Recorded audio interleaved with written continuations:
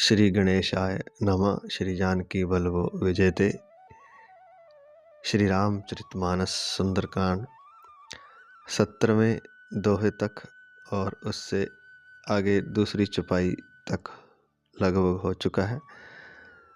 वहीं से शुरू करते हैं। तो कल हम सुन रहे थे कि हनुमान जी ने सीता माता से आज्ञा मांगी, तो माता कहने लगी कि फल खाने के लिए आज्ञा मांगी शोक वाटिका में। तो उन्होंने कहा, माता सीता ने, कि बड़े बड़े योद्धा इस वाटिका की रक्षा करते हैं।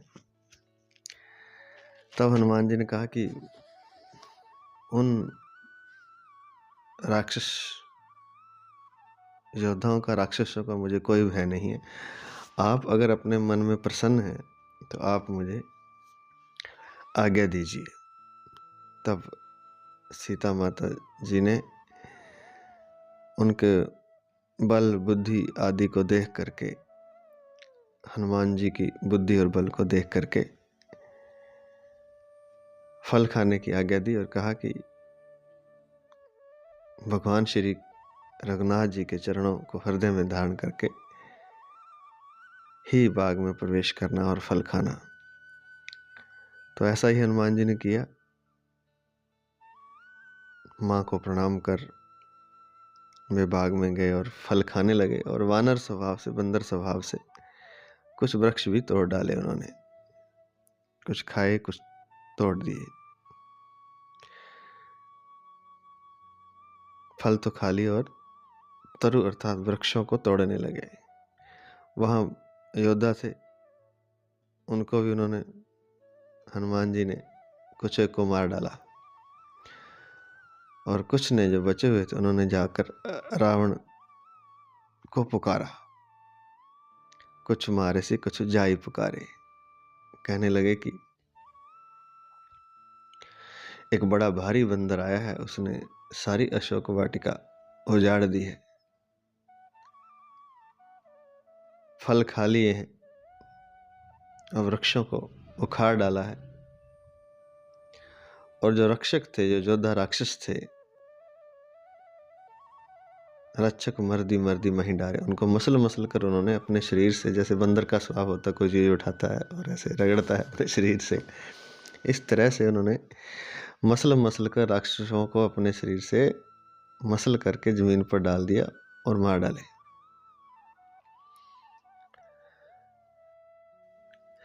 नाथ एक आवा कपि भारी, तेहि अशोक वाटिका उजारी। खाए सिफल अरु बिटप उपारे, रक्षक मर्दी मर्दी मही डारे। कि हे नाथ, एक बड़ा भारी बंदर आया है जिसने अशोक वाटिका को उजाड़ दिया है, फलों को खाया है और वृक्षों को उखाड़ डाला है और रखवालों को मसल मसल कर जमीन पर डाल दिया है। सुनि रावण पठे भट नाना, तिन्हि देखि गरजयो हनुमाना। सब रजनीचर कपि संघारे, गए पुकारत कछु अधुमारे। सुनि रावण पठे भट नाना, यह सुनकर रावण ने बड़े बड़े योद्धा भेजे। तिन्हि देखि गरजय हनुमाना, उन्हें देखकर हनुमान जी ने भयंकर गर्जना की। सब रजनीचर कपि संघारे, जितने भी राक्षस रावण ने भेजे थे सबको मार डाला। गए पुकारत कछु अधमारे, कुछ जो अधमरे थे वे चिल्लाते हुए भागे, पुकारते हुए। पुनि पठेउ तेहि अच्छ कुमारा, चला संग ले सुबट अपारा। आवत देखी बिटप गही तरजा, ताहि निपाति महाधुनि गरजा। आवत देखी बिटप गही तरजा, पुनि पठेउ तहि अच्छ कुमारा। फिर रावण ने अपने पुत्र अक्षय कुमार को भेजा, क्योंकि योद्धाओं से बात नहीं बन रही, तो अपने पुत्र को भेजा, जो कि चला संग ले सुबट अपारा। वह अपने साथ असंख्य श्रेष्ठ योद्धाओं को साथ लेकर आया था। आवत देखी बिटप गही तरजा।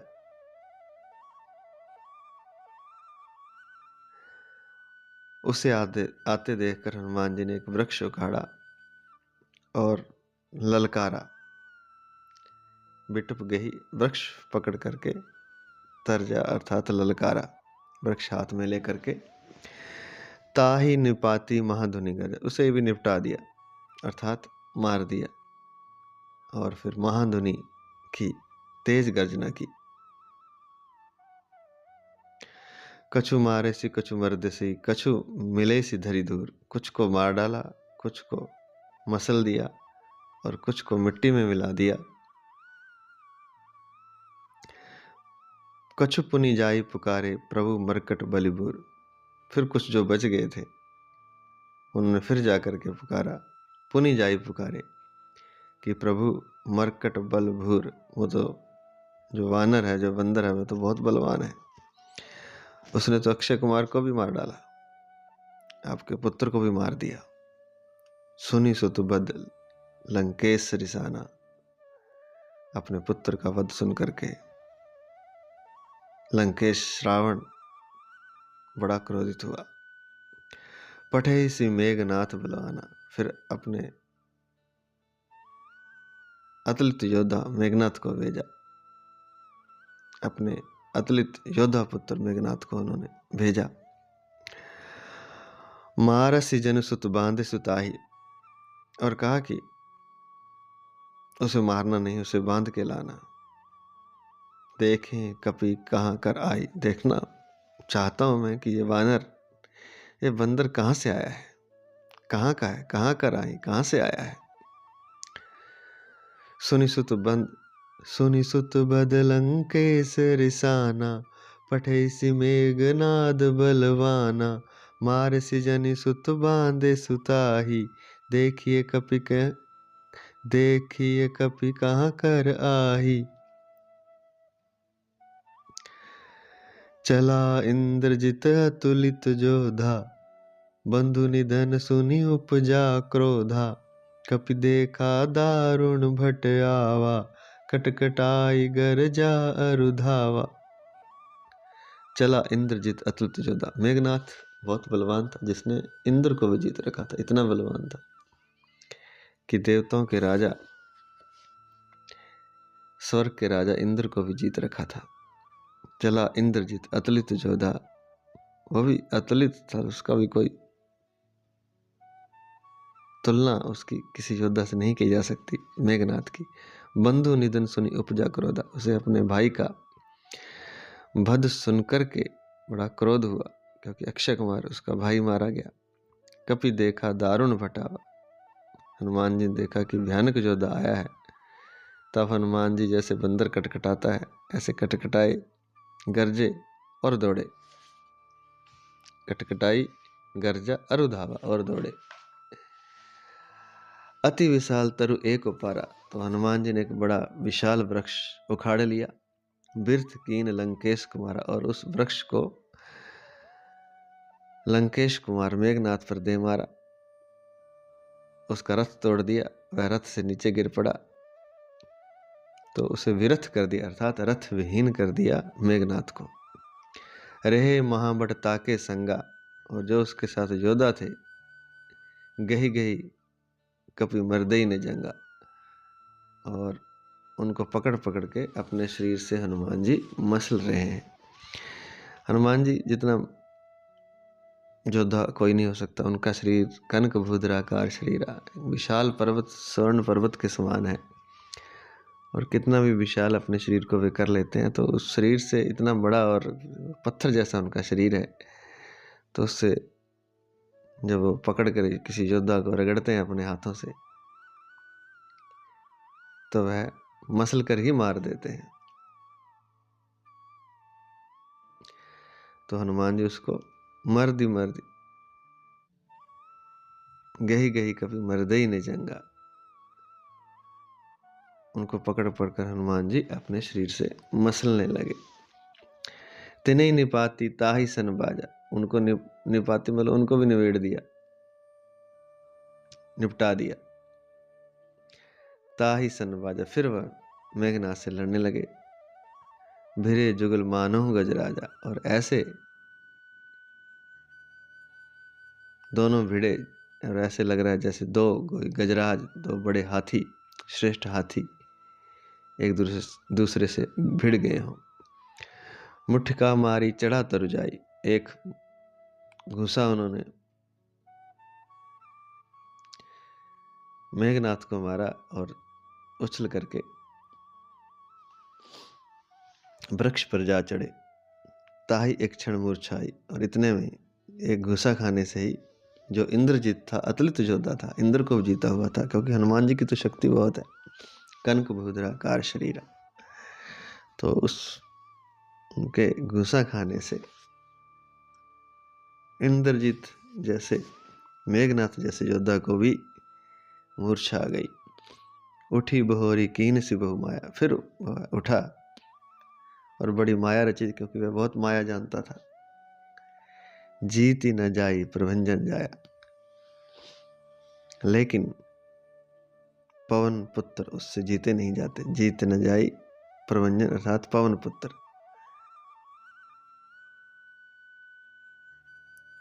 इंद्र को जीतने वाले योद्धा से भी जीते नहीं जाते हैं।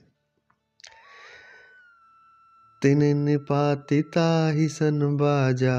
बिरे जुगल मानहु गजराजा। मुठ्ठिका मारी चढ़ा तरु जाई।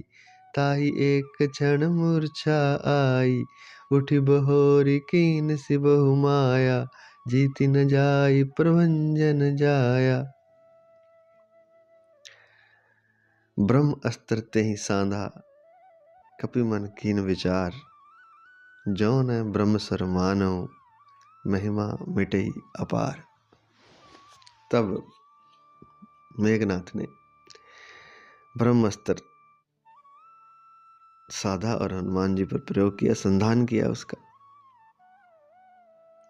और हनुमान जी ने विचार किया कि अगर ब्रह्मास्त्र को भी नहीं मानता हूं, जो न ब्रह्म सर मानव महिमा मिटे अपार, तो ब्रह्मा जी की महिमा मिट जाएगी, कम हो जाएगी। उनके वरदान को भी अक्षुण्ण रखना जरूरी था। ब्रह्म बाण कपि कहु तेहि मारा। परतिहु बार कटकु संघारा। तेहि देखा कपि मूर्छित भयो। नाग पास बांध सिलई गयो। ब्रह्म बाण कपि कहु तेहि मारा। तो मेघनाथ ने हनुमान जी को ब्रह्म बाण मारा, तो उस ब्रह्म बाण के लगते हुए वृक्ष से नीचे गिर पड़े। परंतु तब भी उन्होंने, हनुमान जी ने नीचे गिरते गिरते भी अपने नीचे बहुत से योद्धाओं को दबाकर मार डाला। जैसे ऊपर से गिरे तो नीचे बहुत से योद्धाओं को दबाकर उन्होंने मार डाला। कटकु संघारा, बहुत सी सेना मार डाली, योद्धा नहीं, बहुत सी सेना। तहीं देखा कपि मूर्छित भयउ। तब मेघनाथ ने देखा कि वानर जो है वह मूर्छित हो गया है, बंदर जो है मूर्छित हो गया है। नाग पास बांधे सी लई गए। तब है उनको, हनुमान जी को नाग पास से बांधकर रावण के पास ले गया। जासु नाम जपि सुनहु भवानी। भवबंधन काटहि नर ज्ञानी। तासु दूत की बंध तरु आवा। प्रभु कारज लगी कपहि बंधावा। शिव जी माता पार्वती से कहते हैं कि जासु नाम जपि सुनो भवानी। हे भवानी सुनो, जिनका नाम जपने मात्र से भव बंधन काटहि नर ज्ञानी। जो ज्ञानी न मनुष्य हैं वे अपने सारे भव बंधन काट देते हैं। कैसे? उनका नाम जपने मात्र से। उन श्री राम का, उन श्री रघुवीर जी का नाम जपने से हे पार्वती, समझदार मनुष्य अपने दुख के जो बंधन है, इस संसार के जो बंधन है वो काट देते हैं। तासु दूत की बंध तरु आवा। क्या उनका दूत किसी बंधन में आ सकता है? जिनके नाम से ही बंधन कट जाते हैं तो उनके साक्षात उन साक्षात भगवान का साक्षात दूत जो कि राम में ही है, हनुमान जी और राम जी में कोई विशेष अंतर नहीं है।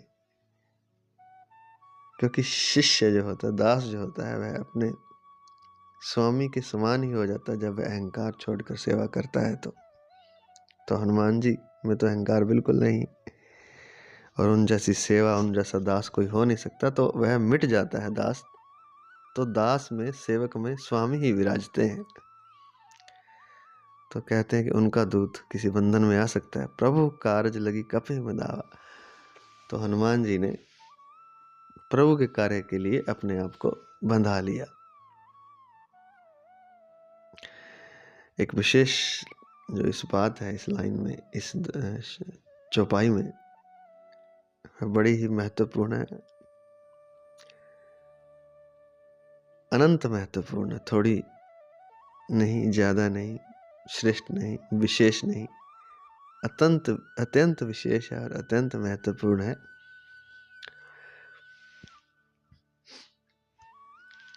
जिसके बारे में कि जहाँ लिखा है,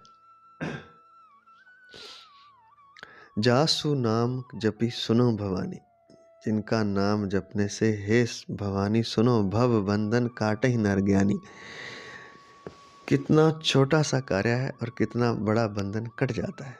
नाम जपना कितना छोटा सा कार्य है, राम राम राम राम राम राम, बस। और इतने छोटे से कार्य से बड़े बड़े, सबसे बड़ा जो बंधन है इस संसार में आने का, वह समाप्त हो जाता है, कट जाता है। इसको थोड़ा समझते हैं, क्योंकि ये बड़ी विशेष बात है, महत्वपूर्ण बात है। हम बहुत, अब ये बात समझ नहीं आती हर व्यक्ति को, लेकिन हम बहुत ज़्यादा बंधनों में बंधे हुए हैं, और वो बंधन कच्चे धागों जैसे हैं, दिखाई नहीं देते, लेकिन हम 24 घंटे उस बंधन में बंधे हुए। हम भी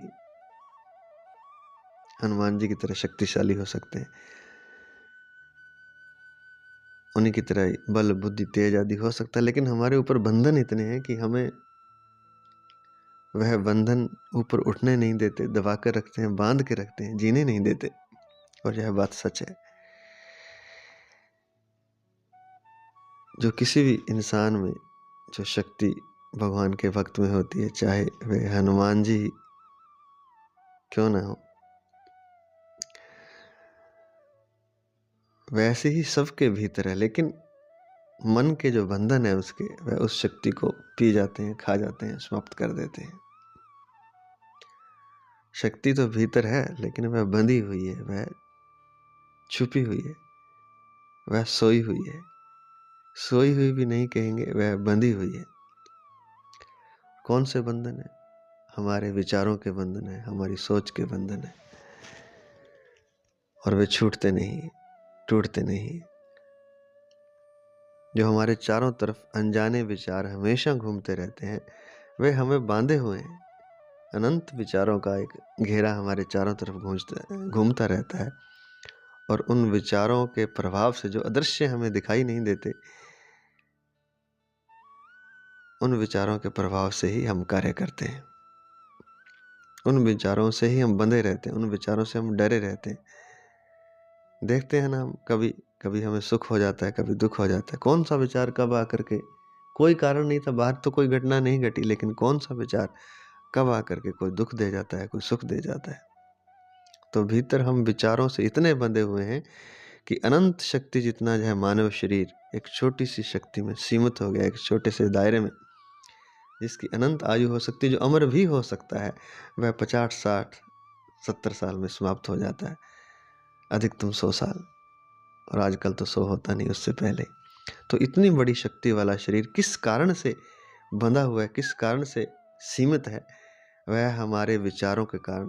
विचारों के पतले धागे, सूक्ष्म धागे जो हमें चारों तरफ से घेरे रहते हैं, अनंत विचारों के धागे, और उनको काटने का वो जो धागे हैं, वही तो भव बंधन है, वही तो संसार में आने जाने का कारण है।